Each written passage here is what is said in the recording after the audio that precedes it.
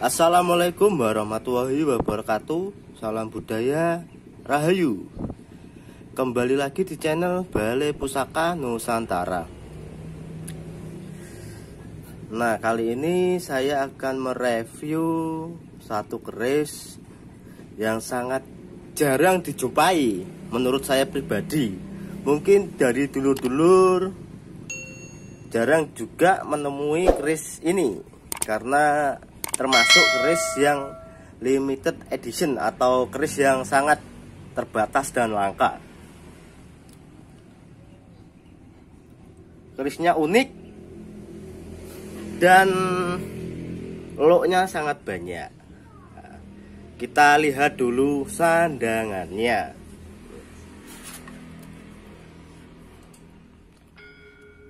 Sandangan masuk Gayaman Surakarta,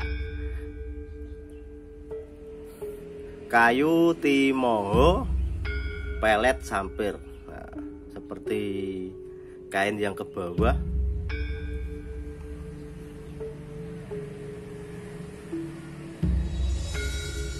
Handle-nya juga khas Surakarta.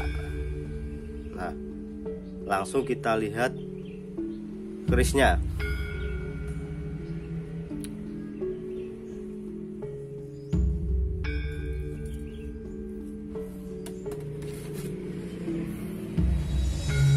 Nah, ini dia kerisnya dulur-dulur. Nah, unik kan? Dan sangat langka juga ini. Ini loknya lok 21. Biasanya dulur-dulur perkerisan menyebutnya keris kolowijan atau kalawija, lok yang di atas atau lok yang melebihi lok 13.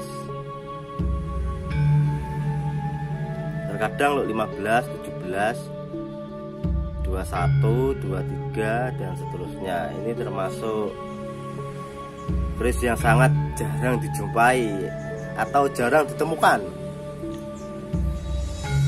Lok 21 keris Kala Tinantang atau bisa disebut juga kolowijan. Rinciannya bisa dilihat, ada greneng,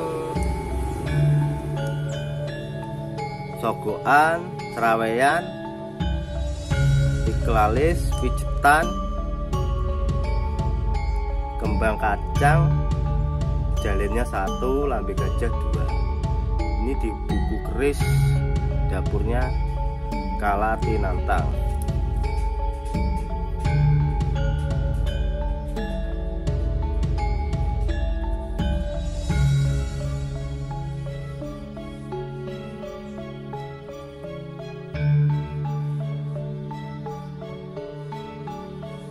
Dan masuknya ini Tangguh Cirebon, termasuk keris sepuh, pamornya ngulit semongko. Panjangnya ini termasuk panjang sekali, masuk corok sekitar 43 cm wilas saja, peksi 7 cm.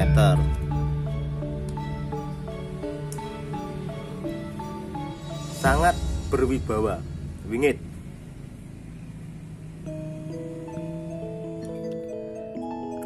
Kalawija pada zaman dahulu merujuk sebutan kepada mereka yang terlahir dalam kekurang beruntungan atau keterbatasan fisik, seperti bucu atau terlahir punggungnya bongkok, ujil, cebolan atau orang cebol, bule atau albino, jangkung atau raksasa, dan yang memiliki ciri fisik berbeda lain.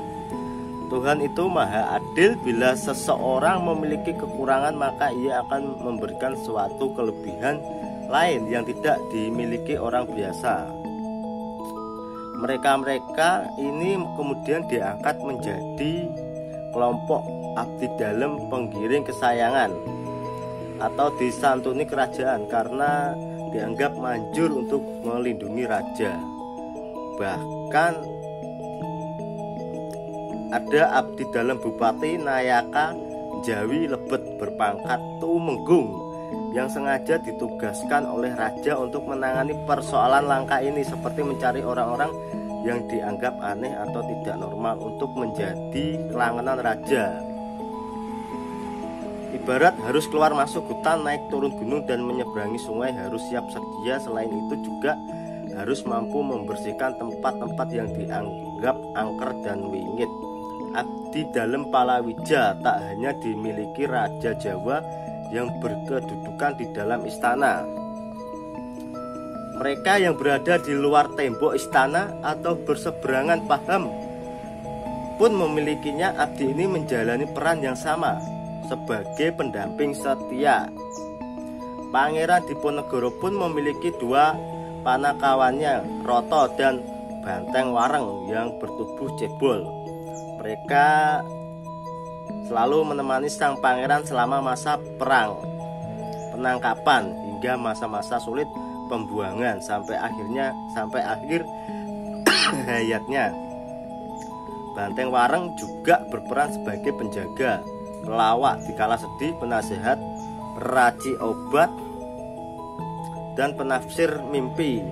Banteng Wareng juga memenuhi sumpah setianya hingga mati atau teguh pati untuk mengiringi Diponegoro.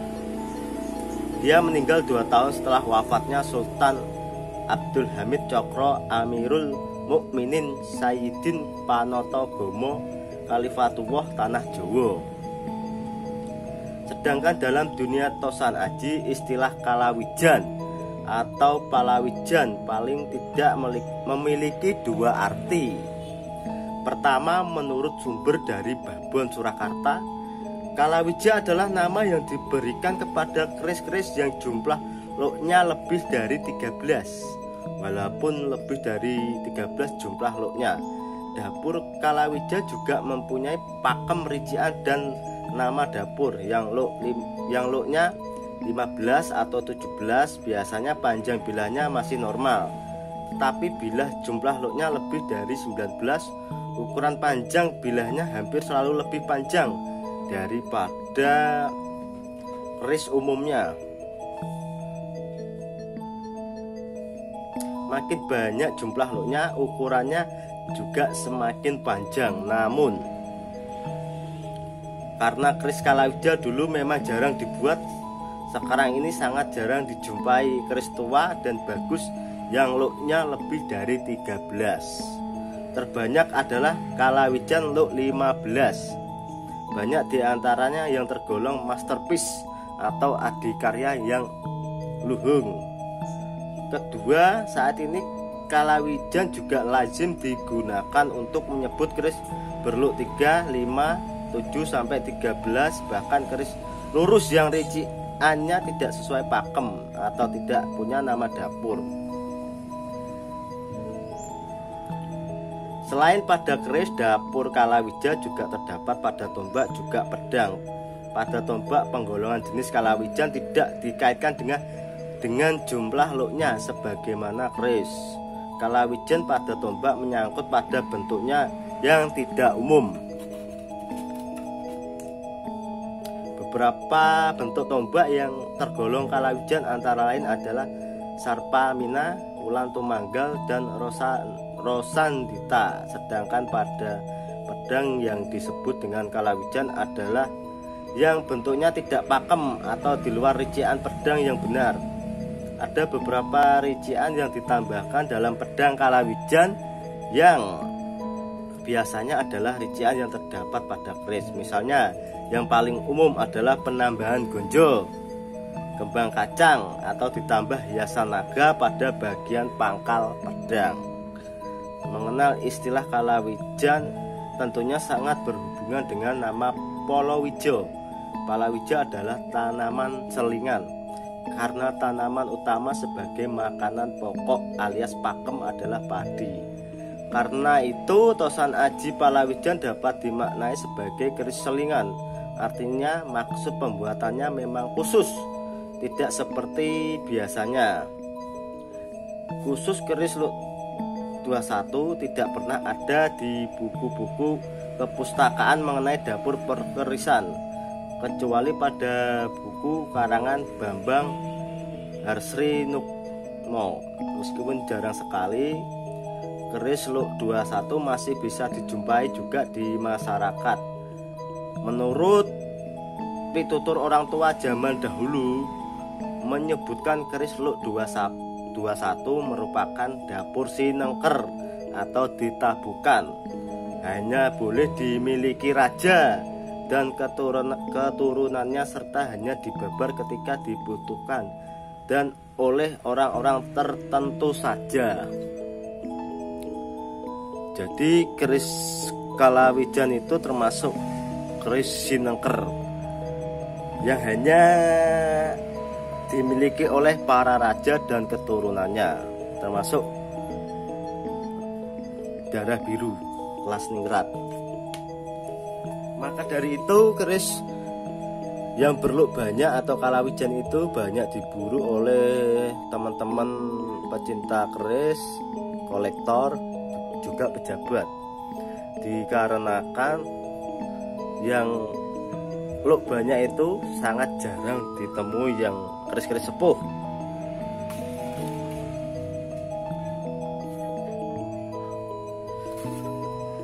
Pamor ngulit semongko tuahnya atau filosofinya mempermudah rezeki, memperlancar rezeki. Ini sangat cocok untuk dikoleksi bagi pecinta keris atau kolektor keris. Selain jarang, dapurnya sangat jarang dijumpai dan langka. Keris Luk 21 itu sangat sulit, apalagi yang sepuh.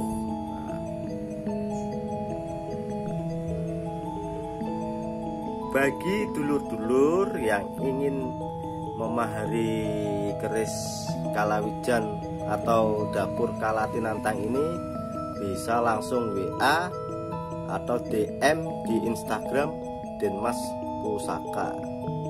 Nah, untuk mahar keris ini tergolong sangat pedes, dikarenakan keris yang sangat jarang ada dan jarang ditemui, apalagi yang keris sepuh. Corok panjang wilah 43 cm. Ini termasuk panjang kerisnya dulur, dan masih utuh bila masih tebel. Cocok untuk dikoleksi atau dibuat ageman pribadi.